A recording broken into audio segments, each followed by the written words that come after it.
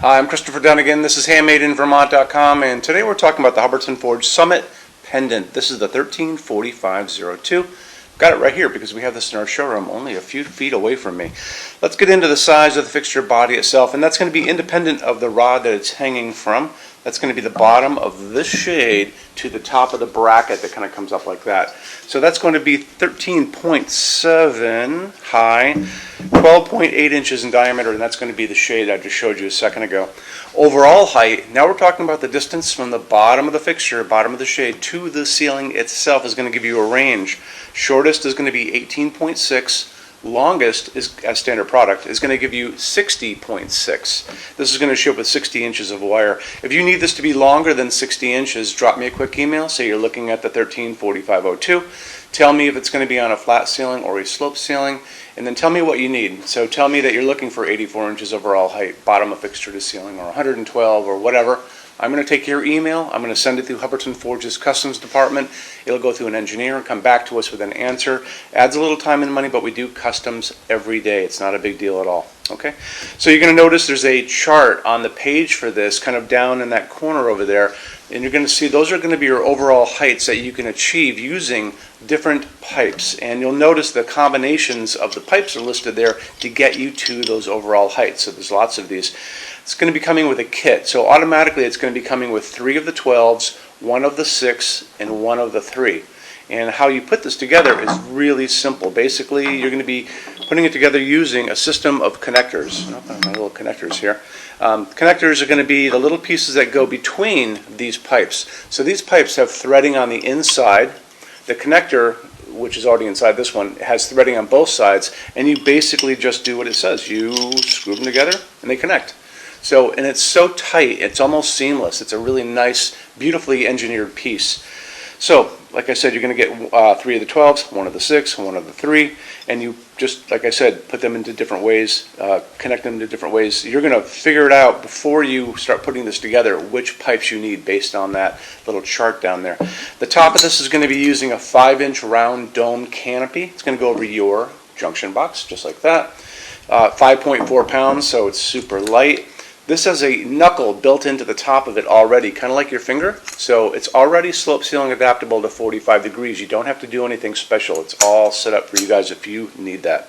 Let's talk about a couple other quick things. Okay, so when you're building this, you're basically going to put a couple towels out.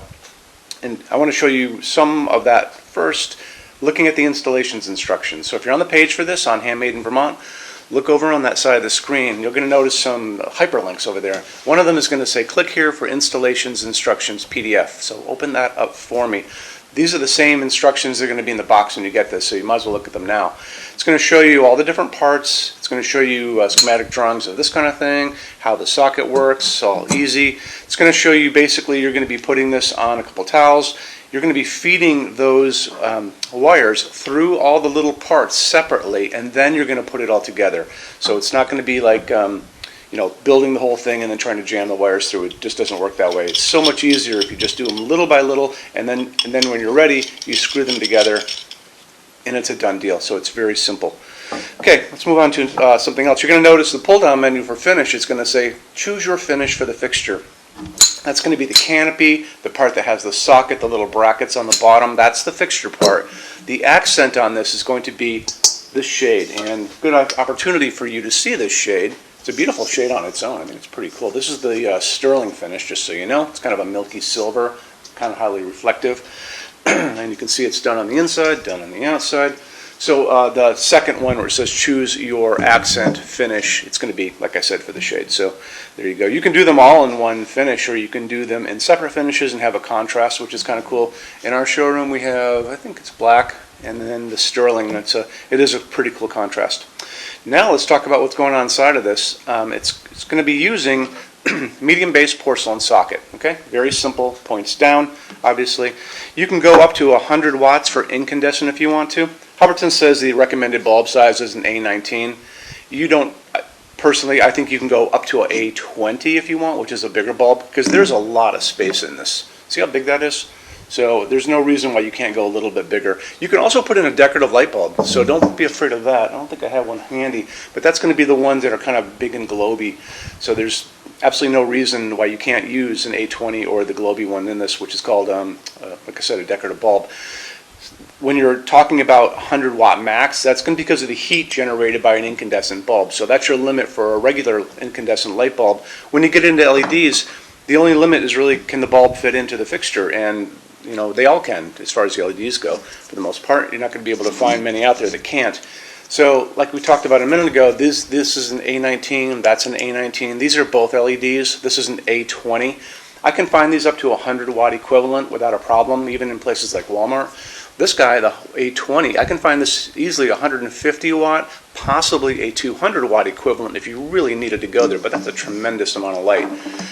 We circle back to our A19s. They come in different flavors as far as phosphorus. Those are those little orange lines. Sometimes there are pads in there. And then just the good old-fashioned LEDs we all kind of learn to live with nowadays. The color of the light coming out of these is going to be a big deal as far as what I like and what you like. 2700 Kelvin is going to be, and it's also called 2700K. That is a serious yellow light. That's kind of like the setting sun. Way on the other side of that is called daylight. And don't let it fool you. Daylight is not a warm light like it sounds. That's a cold hospital waiting room light. That's going to be that bluish white light you see outside on an overcast day. What we like in our showroom and what we use all the time, including right now and right here, this is warm white. And this is 3000 Kelvin. This is what we like to use here. It mimics the light that comes out of an incandescent bulb. It's easy to get. Every place you get LEDs is going to offer that 3000 Kelvin.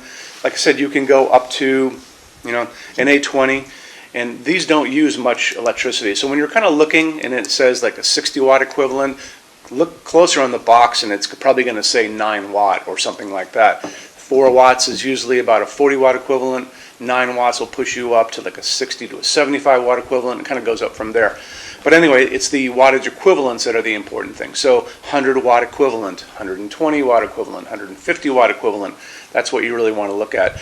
And like I said, 3000 Kelvin is what we kind of like in our showroom. This is a dimmable fixture, so regardless if you're doing a regular light bulb like the incandescent one or you're doing an LED, it's a dimmable fixture in both circumstances. If you're using an LED, just make sure you tell your installer about that so they put the correct dimmer on the wall for you. Let's get into finishes now. If you're on the HandmadeInVermont.com website, look over on this side of the screen. Midway down, you're going to see a tab. It's going to say Finishes Help Guide. Click on that for me. There's going to be a video on there of me talking to you guys about the differences in Hubbardton Forge finishes and how they can look on different types of forging. I'm going to be talking about a chart a little farther down on the page. You'll see it next to me here. It's going to kind of go over the differences between heavy forging and non-heavy forging, and it'll be talked about in that video. So it's really important that you kind of watch the video, use the chart. You can click on that chart on different things. So you can click on dark smoke and a big page will pop up and show you lots of different things in dark smoke. Click on burnished steel or natural iron, it'll do the same thing. But it's really important that you understand how Hubbardton Forge's finishes are kind of divided into translucent and opaque and how they can look on different fixtures. Our showroom in Vermont has we're up to 400 Hubbardton Forge fixtures spread across 2 floors. We have a What's on Display page. It's way up there in those red tabs again, so click on that and you can see what we have to show you. That changes all the time because we're always adding things as they come out. Showroom's open every day except Sunday from 11 to 6. We have an amazing clearance center here too. Clearance center stuff is 75% off MSRP. It's returns, discontinued things, and showroom samples. If you were coming to visit us, bring a good-sized vehicle, something like a big SUV or maybe a small truck or something like that, because you might find something in the clearance center that you want to take home, and it's a lot of fun to go through. 75% off MSRP is an amazing bargain, so you should really take advantage of it if you can. Like I said, we're open every day except Sunday from 11 to 6. I'm here every day except Sunday from 10 a.m. to 6 p.m. Eastern Time. You can call us at 802-446-2400 during business hours. You can email us 24 hours a day, 7 days a week, all the time. We love to answer emails. When you buy your Hubbardton Forge fixtures from HandmadeInVermont.com, shipping is free to every state except Alaska and Hawaii. There's no tax if we ship out of the state of Vermont, and we're the only dealer with 90-day returns and no restocking fees. No one else even comes close to that.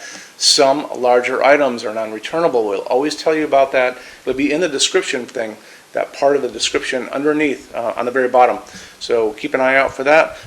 We also offer a rush program. Hubbardton Forge generally takes about 3 to 4 weeks to get product out. They don't stock anything. That's how you're going to get all your finishes, your adjustable ranges to play with, all those things. We can cut that time in half, and it's super inexpensive. If you want to know more, drop a quick email, and I can walk you through the whole thing, okay? So, if you guys have any other questions, let me know. Love to see you in our showroom sometime, and have a great day. Take care. Bye-bye.